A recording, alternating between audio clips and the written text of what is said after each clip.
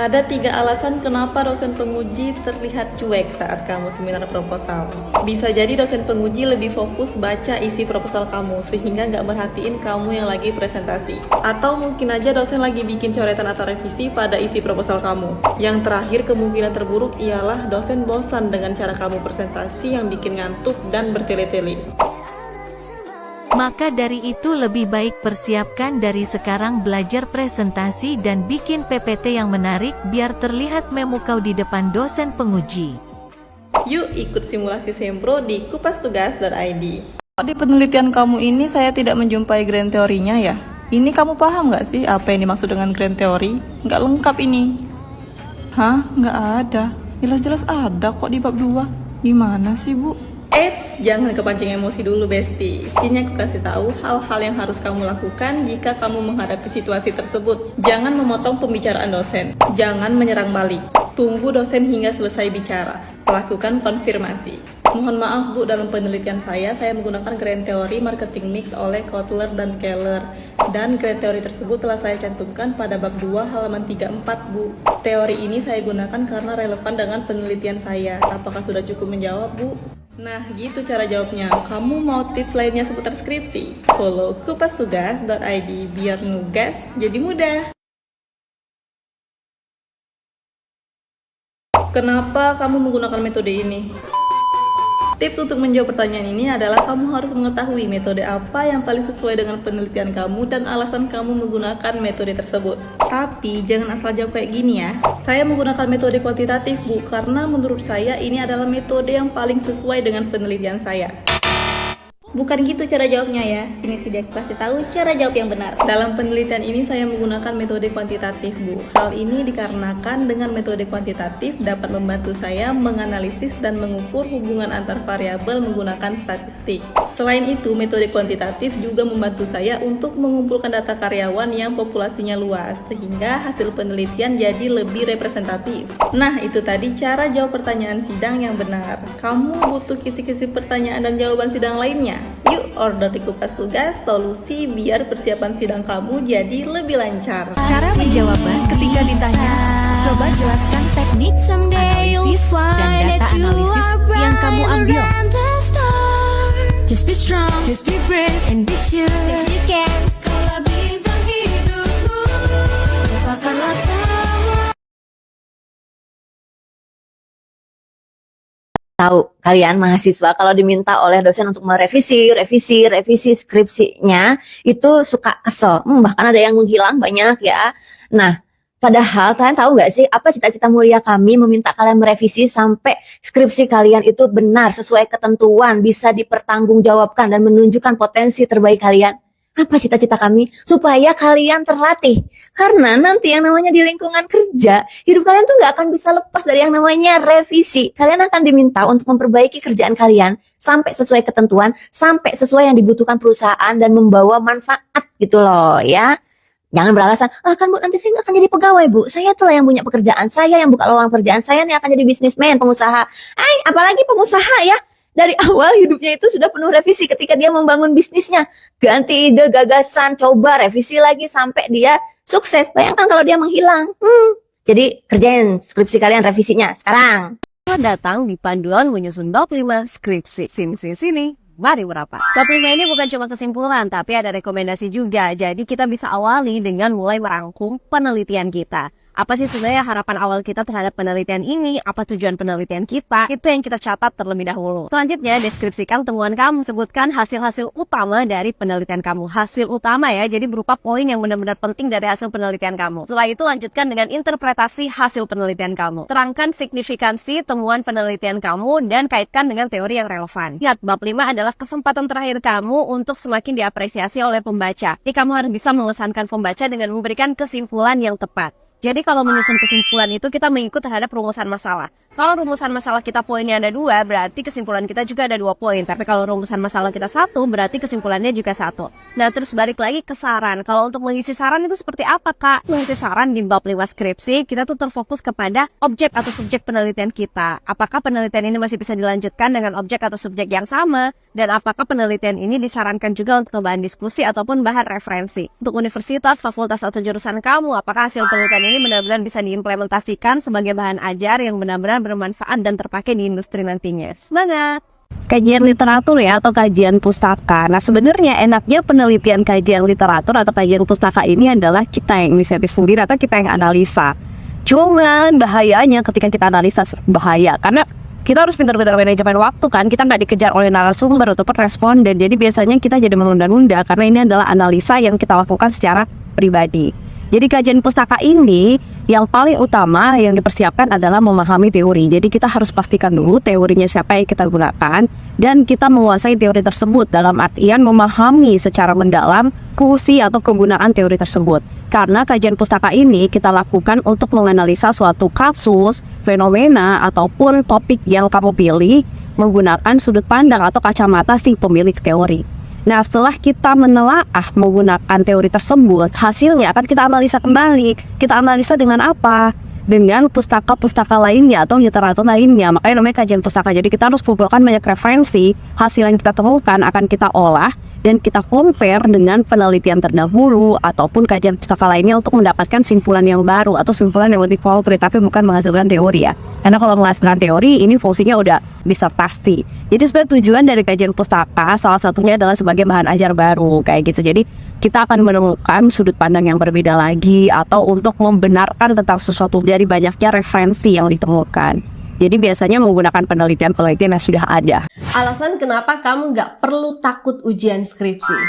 Sini, mari merapat. Akhir semester full dengan schedule menguji. Uji seminar hasil, uji seminar proposal. Dan ini saya nanya ke beberapa mahasiswa gimana sih kesannya setelah ujian. Lebih lega lagi karena satu tahap sudah selesai. Lumayan lega dan bisa tidur nyenyak sedikit. Pembelajaran baru untuk bisa lebih diperbaiki lagi isi laporannya, apa-apa yang kurang itu bisa ditambah untuk bisa dilengkapi lagi isi laporannya supaya bisa layak dibaca sama orang-orang nanti. Jadi setelah ujian proposal, tentunya pasti lega sekali dari tadi.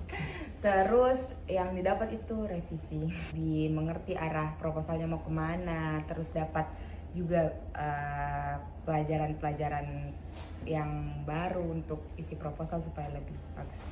Oke, karena full aktivitas kampus dan luar kampus juga kadang nge-skip sarapan. Tapi sejak ada Sporter Real Food, ini jadi meal replacement dengan nutrisi lengkap mengandung sarang burung walet. Tinggi protein, bisa dikonsumsi 2 kali sehari. Gak perlu worry karena ini juga tinggi serat. Tap keranjang kuning ya. Pada bab 4, apa bedanya hasil dan juga pembahasan? Sini, mari merapat. Simpelnya, hasil adalah jawaban dari pertanyaan penelitian atau risetmu. Sedangkan pembahasan adalah menganalisa hasil penelitian tersebut dengan teori-teori ataupun studi kasus yang ada. Oke, di sini saya ambil salah satu contoh dari skripsi mahasiswaku. Ini adalah skripsi kualitatif. Kalau kita lihat gimana dia menulis hasil penelitian adalah menuliskan hasil wawancara dengan narasumbernya. Nah, kalau misalkan penelitian kamu kuantitatif, itu isinya adalah data-data yang sudah kamu kumpulkan dari kuesioner. Nah, sedangkan kalau di pembahasan adalah hasil penelitian kita itu dinarasikan, dideskripsikan, dan dikaitkan dengan teori. Contoh kayak gini, kita bahasnya per indikator. Ini contoh indikator pertama, compatibility.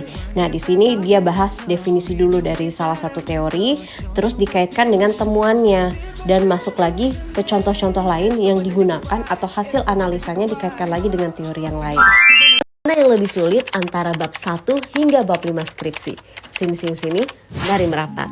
Kalau tanya sama saya, jawabannya sebenarnya sesuai dengan urutan kerja. Jadi kita ngerjain skripsi sebenarnya dari yang tersulit dulu baru ke yang mudah. Jadi yang paling sulit bab 1 dan yang paling mudah bab 5. Karena di bab-bab awal kita ini berhadapan dengan data relevan untuk topik penelitian kita, nyusun rumusan masalah, cari teori yang relevan, bolak-balik di teori dan direvisi di teori, sampai akhirnya masuk ke metode. Kalau udah tahu nih, misalkan pakai kuantitatif, ya udah cari penelitian kuantitatif juga, cukup ganti populasi sampel dan juga teknik analisis. Nah, kalau kamu mau publikasi artikel ilmiah atau skripsi kamu nantinya, kamu bisa kontak Green Publisher. Di sini kamu bisa dibantu untuk publikasi artikel dan LOA-nya cepat. Nah, masuk ke bab 4 dan 5. Kalau bab 4 ini teori kamu di bab 2 udah aman, enak tuh hasil penelitian kamu nanti dianalisis dengan teori-teori yang kamu masukkan di bab 2. Jadi di bab 4 ini hasil penelitian kita dianalisis dengan teori yang relevan. Kalau bab 5 udah tahu kan? Kesalahan mahasiswa saat bimbingan dengan dosen pembimbing. Sini, mari merapat. Biasanya pura-pura paham. Jadi kecenderungan mahasiswa tuh biar bimbingannya tuh cepat kelar, cepat selesai, itu dia pura-pura paham. Oh iya Bu, oh iya, baik. Tapi pada saat revisian untuk kesekian kalinya, kesalahannya masih di hal yang sama. Dan kadang biasanya ada dosen pembimbing yang juga cenderung marah atau kesel ketika bimbing mahasiswanya. Loh kok bisa kayak gitu sih? Nah sebenarnya dosen pembimbing itu punya ekspektasi lebih terhadap mahasiswa. Kenapa? Karena kalian dianggap sudah lulus mata kuliah metodologi penelitian, metode penelitian, atau desain penelitian, apapun lah namanya di kampus kamu. Nah, pada saat udah lulus itu berarti dianggap udah paham paling tidak untuk penentuan metodenya, cara cari masalah, cara menulisnya, ambil rujukan atau daftar pustakanya. Tetapi kenapa mahasiswa cenderung memulai dari nol lagi ketika mulai bimbingan dengan dosen pembimbing? Hal ini yang biasanya membuat pembimbing, loh kok bisa kamu udah lulus nih mata kuliah tersebut, tetapi kok masih perlu diajarin lagi dari awal. Jadi sebenarnya ada ekspektasi dari dosen pembimbing terhadap si mahasiswa. Intinya adalah kalau kamu memang nggak paham, langsung aja share ke dosen tersebut. Ceritakan kendalamu di mana dan bagian mana yang belum kamu pahami. Kak, kalau seminar hasil itu yang ditanyakan sama dosen penguji apa sih? Sini, mari merapat. Banyak yang bilang seminar proposal itu jauh lebih sulit daripada seminar hasil. Loh kok bisa? Karena pada saat seminar proposal itu masih penawaran. Biasanya penawaran kita ditolak sama dosen, banyak berubah dan lain sebagainya. Sedangkan seminar hasil ini seperti review atau lebih banyak ngobrol sama dosen penguji. Hey, apa kabar? Kemarin yang naik arisannya siapa? Si itu putus cinta ya? No, bukan ngobrol seperti itu, tapi lebih obrolan terkait proses penelitian kamu. Ini datanya kamu olahnya seperti apa? Pas wawancara kemarin kayak gimana respon dari narasumbernya? Coba dipraktekkan kembali, terus gimana cara jawabannya itu kamu analisa, pakai teorinya siapa, dan lain sebagainya. Jadi biasanya penguji hanya ingin tahu terkait proses penelitian kamu, mulai dari awal hingga kamu menemukan hasilnya. Dan biasanya juga pertanyaannya lebih ke teori. Contoh nih, misalkan kamu jurusan ilmu komunikasi, biasanya pertanyaannya, baik, coba jelaskan apa itu ilmu komunikasi. Baik, terima kasih Bapak Pembimbing. Mohon izin. Assalamualaikum warahmatullahi wabarakatuh. Oke, selamat ya Mbak Eka Oktavia, sudah sampai di tahap ini, tahap seminar hasil atau pendadaran skripsinya. Ya, di sini Pak Hani sebagai penguji ya. Jadi yang namanya penguji dipersilahkan untuk bertanya perihal apa yang telah Mbak kerjakan dan apa yang telah tertulis di dalam di dalam skripsi ini. Baik Mbak Eka, mungkin berangkat dari awal dulu ya, karena bagaimanapun penelitian yang baik adalah penelitian yang selesai nak ya. Begitu pula skripsi yang baik adalah skripsi yang selesai. Pertanyaan pertama Bapak, adakah hal-hal yang istimewa dari penelitian Mbak ini dengan judul Analisis Kolaborasi Guru dan Orang Tua dalam Membentuk Karakter Siswa di SD Negeri 023 Samarinda Utara ini? Ada nggak hal istimewa yang bisa meyakinkan Bapak kalau skripsi ini sudah baik dan benar? Ada nggak? Silakan.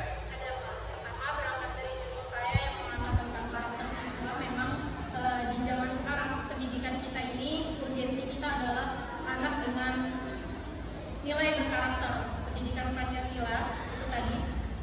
Dan memang saat saya melakukan PLP di sekolah sana, saya menemukan beberapa masalah tentang karakter anak ini, baik dari tanggung jawabnya dan sopan santunnya, terlebih ke tanggung jawab si anak ini dalam mengerjakan tugas-tugasnya di sekolah, kedisiplinannya di sekolah, tata keramanya di sekolah. Seperti itu Pak. Dari judul tertulis analisis kolaborasi guru dan orang tua dalam membentuk karakter. Apa hal istimewanya? Hal istimewanya adalah kita bisa mengetahui bahwa bagaimana sih kolaborasi atau kerjasama antara orang tua dan guru ini dapat sangat berpengaruh pada proses pendidikan seorang anak. Contohnya? Contoh apabila guru di sekolah memberikan tugas proyek atau tugas esai kepada seorang anak untuk dibawa pulang ke rumah, pekerjaan rumah, itu nanti dilihat Pak, apakah si anak ini mengerjakan tugasnya secara tepat waktu, apakah dia selalu mengerjakan prakteknya secara tepat waktu. Itu pasti dilihat Pak, karena kan tugas sekolah anak ini harus juga dipantau oleh orang tuanya juga harus memantau, oh, apakah anak saya ini hari ini ada tugas di sekolah, apa yang harus dia kerjakan, seperti itu Pak. Orang tua harus memastikan anaknya menjalankan tanggung jawabnya dengan baik juga di rumah maupun sekolah. Seberapa penting? Sangat penting. Ada di sini tertuang? Ada Pak, dari hasil penelitian yang sudah saya jalani, saya dapat menemukan bahwa memang kalau pendidikan yang didapat anak ini tidak selaras antara di rumah dan di sekolah, itu akan membuat proses belajar anak ini juga terhambat. Apalagi banyak sebenarnya faktor yang menyebabkan anak ini jadi malas dan tidak menjalankan tanggung jawabnya. Kalau dari faktor sekolahnya sendiri, itu biasanya ketidakpahaman siswanya Pak dengan materi yang diajarkan oleh gurunya. Lalu lebih banyak itu pengaruh dari rumah, karena orang tuanya lebih banyak sibuk bekerja.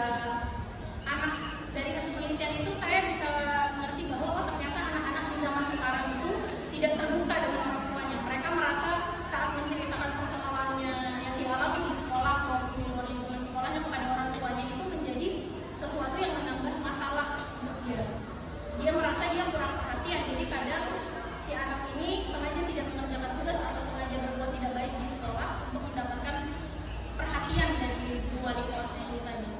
Berapa anak yang disinyalisasi kasus seperti itu? Sebenarnya untuk penelitian saya ini kemarin awalnya saya itu mengambil 10 sampel Pak. Iya. Lalu orang tua yang rata-rata muridnya bermasalah ini enggan untuk diwawancarai, mengerucut menjadi 7 orang.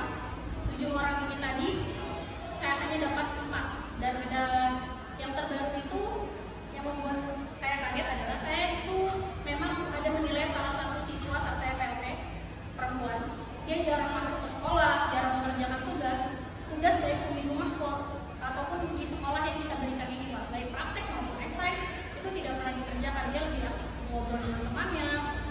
Saya tidak tahu kalau ternyata anak ini orang tuanya adalah salah satu guru di sekolah itu. Jadi saat saya penelitian saya baru mengetahui itu informasi itu dari wali kelasnya, bahwa si anak ini memang selalu bermasalah dalam absensinya, pengerjaan tugasnya, kedisiplinannya, sopan santunnya di sekolah. Terus kalau begitu kolaborasinya seperti apa? Yang diharapkan? Yang diharapkan yang saya Ini anaknya guru berarti ya?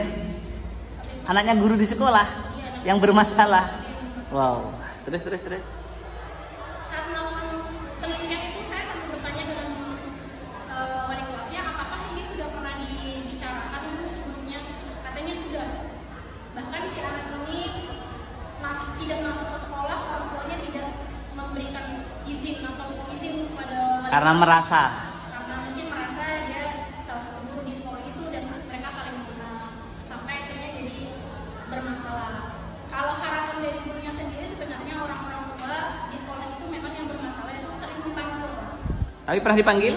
Pernah dipanggil tapi tidak pernah ada yang mau datang Pak. Jadi anak-anak di sekolah ini yang bermasalah, apabila gurunya ingin mengatasi permasalahan si anak ini Pak, meluruskan permasalahan ini, menghubungi orang tuanya itu enggan dengan alasan sibuk bekerja.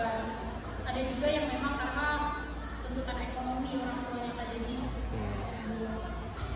Hasil wawancara juga demikian ya isinya ya? Ya, hasil wawancara, tapi untuk yang hasil wawancara antara anak dan orang tua ini tadi saya mendapatkan ketidakselarasan pernyataan yang diajukan anak dan si orang tua. Berarti siapa yang main-main dalam menjawab ini? Sebenarnya 50/50 kalau saya bisa bilang Pak, 50% anak ini tidak mengakui bahwa dia itu tidak mengerjakan tugas dengan baik, tapi saya itu juga sekaligus bertanya dengan wali kelasnya, seperti apa Bu anak ini? Dan pengalaman saya selama saya PLT kurang lebih 3 bulan di sana, saya memang sudah mengincar anak-anak ini. Jadi saya tahu memang perkembangannya mereka baik akademik maupun sopan santun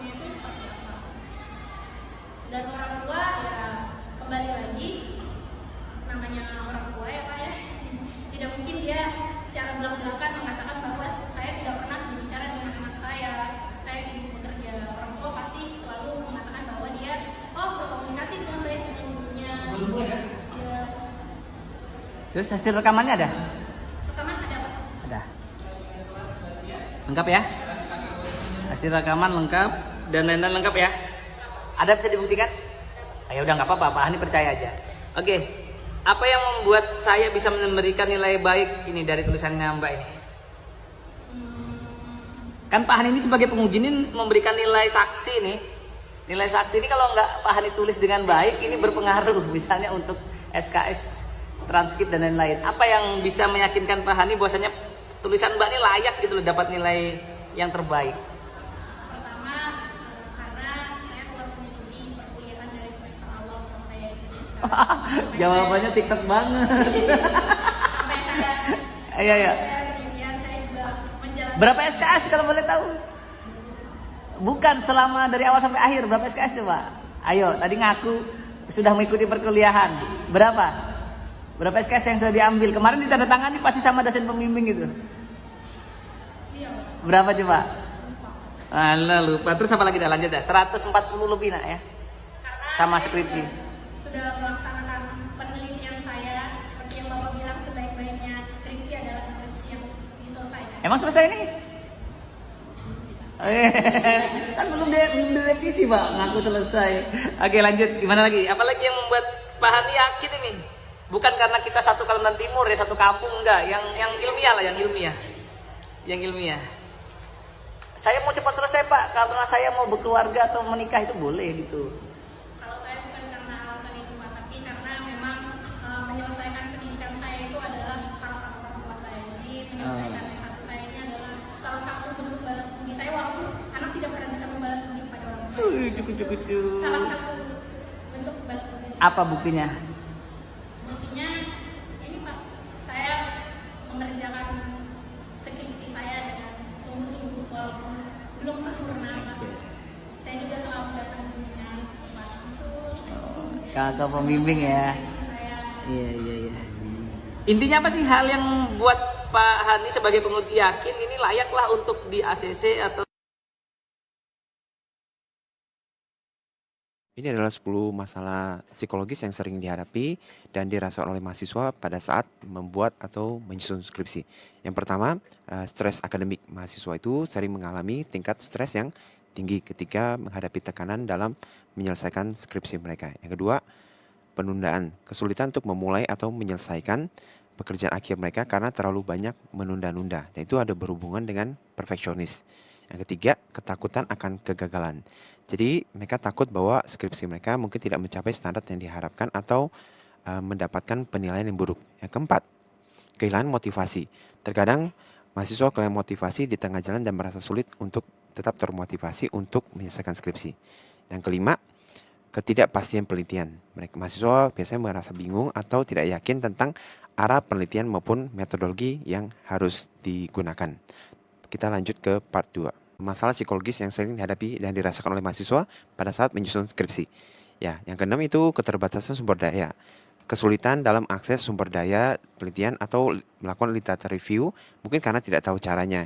Bagaimana cara mencari database di dalam PubMed ataupun dalam berbagai referensi online yang ada.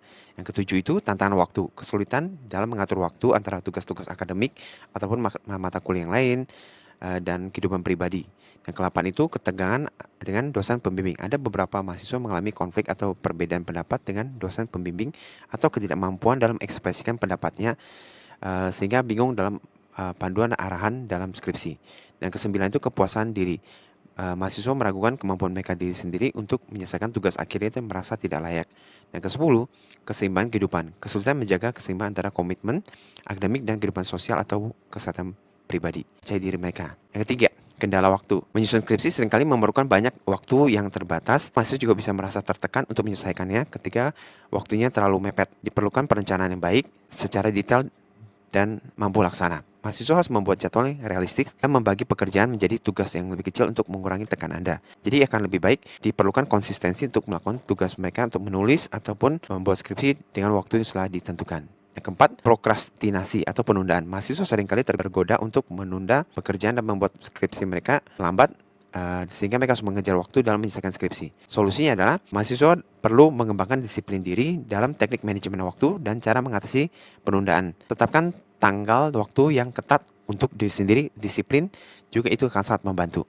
Yang kelima, kadang-kadang mahasiswa juga mengalami kesulitan dalam akses literatur, data atau sumber daya mereka perlukan untuk penelitian mereka. Solusinya, mahasiswa dapat berkonsultasi dengan orang perpustakaan, universitas atau dosen pembimbing untuk membantu mengidentifikasi sumber-sumber daya, sumber-sumber referensi yang tepat. Mereka juga mencari sumber-sumber daya online yang tersedia secara gratis. Ya. Yang keenam itu, kesulitan, frustasi dan ketakutan yang dihadapi oleh mahasiswa pada saat menyusun skripsi dan solusinya. Akan sampai akhir dan yang terakhir itu poin yang paling baik dialami oleh mahasiswa. Mahasiswa seringkali takut bahwa mereka tidak mampu menyelesaikan tugas skripsi dengan baik atau mendapatkan penilaian buruk. Ini bisa menghambat mereka motivasi atau kinerja mereka. Sudah mulai takut terlebih dahulu. Solusinya, dosen pembimbing itu dapat membantu dan memberikan panduan dan dukungan yang jelas. Mahasiswa perlu memahami bahwa kegagalan adalah bagian normal dari proses pembelajaran dan bisa menjadi peluang untuk memperbaiki diri. Yang kedua itu, biasanya mahasiswa ketakutan akan pertanyaan pada saat sidang presentasi hasil. Ketika mahasiswa harus mempertahankan skripsi mereka di depan penguji, banyak yang merasa gugup dan tidak bisa menjawab. Solusinya, latihan adalah kunci di sini. Mahasiswa dapat berlatih dengan dosen pembimbing atau teman-temannya untuk menghadapi pertanyaan yang mungkin diajukan. Ini dapat meningkatkan juga kesalahan paling banyak dilakukan oleh mahasiswa saat maju sidang skripsi. Pertama, kesalahan paling sering dilakukan adalah mengabaikan waktu presentasi. Terkadang mahasiswa terlalu baik bicara di bagian part pendahuluan, tinjauan pustaka, dan menghabiskan waktu yang seharusnya untuk membahas hasil penelitian. Padahal dosen penguji lebih tertarik pada hasil dan kesimpulan yang didapatkan daripada bagian-bagian yang lain. Kedua, kesalahan yang kedua adalah kurangnya persiapan atau tidak memperhatikan komposisi presentasi. Sebagai contohnya, mahasiswa mungkin hanya menggunakan teks tanpa grafik atau tabel yang membantu dalam penyampaian pesan. Ini bisa membuat presentasi terkesan monoton dan kurang menarik, sehingga dosen penguji menjadi tidak fokus dan sulit memahami hasil penelitian. Yang ketiga adalah kurangnya pemahaman tentang penelitian yang telah dilakukan. Mahasiswa sering terjebak dalam penggunaan bahasa yang terlalu teknis, terlalu statistik, terlalu fokus pada aspek metodologi, tanpa menjalankan hasil penelitiannya secara klinis atau secara jelas dan mudah dipahami. Hal ini dapat membuat dosen penguji menjadi bingung dan merasa tertarik pada hasil yang disampaikan. Agar menghindari kesalahan tersebut, mahasiswa harus mempersiapkan presentasi dengan baik, memperhatikan komposisi presentasi dan fokus pada hasil penelitian yang dicapai. Terima kasih. Ada 5 pertanyaan paling sering diajukan, di antaranya, apa tujuan daripada penelitian ini? Dalam pertanyaan ini, dosen penguji ingin mengetahui mengapa mahasiswa melakukan penelitian tersebut, apa alasan di balik penelitian tersebut, dan apa yang ingin dicapai atau dibuktikan dari hasil penelitian tersebut. Yang kedua, metodologi apa yang digunakan dalam penelitian ini? How to do the research. Dan pertanyaan ini, dosen penguji ingin mengetahui bagaimana mahasiswa melakukan penelitian, metode apa yang digunakan, dan bagaimana cara mengumpulkan data, dan bagaimana cara menganalisis data yang telah dikumpulkan. Yang ketiga, apakah hasil yang diperoleh? Pertanyaan ini, dosen penguji ingin mengetahui apa yang didapatkan dari hasil penelitian tersebut, apakah hasil analisis data, dan apa yang dapat disimpulkan dari hasil penelitian tersebut. Yang keempat, apa keunggulan daripada hasil penelitian ini? Ya, dan pertanyaan ini, dosen penguji mengetahui apa saja penelitian ini istimewa yang berbeda daripada penelitian-penelitian sebelumnya. Apa yang menarik dari hasil penelitian ini? Apa yang dapat memberikan kontribusi bagi perkembangan kedokteran? 5. Bagaimana Anda menilai hasil penelitian Anda sendiri? Dosen penguji ingin mengetahui mahasiswa menilai hasil penelitian mereka sendiri, apa kelemahannya, dan bagaimana cara mereka meningkatkan kualitas penelitian di masa depan. Cara menjawab pertanyaan ketika kalian ditanyakan tentang hasil penelitian kalian. Dan mau banget kan dapat nilai yang bagus atau nilai A? Sini-sini, skripsian bareng Aunty.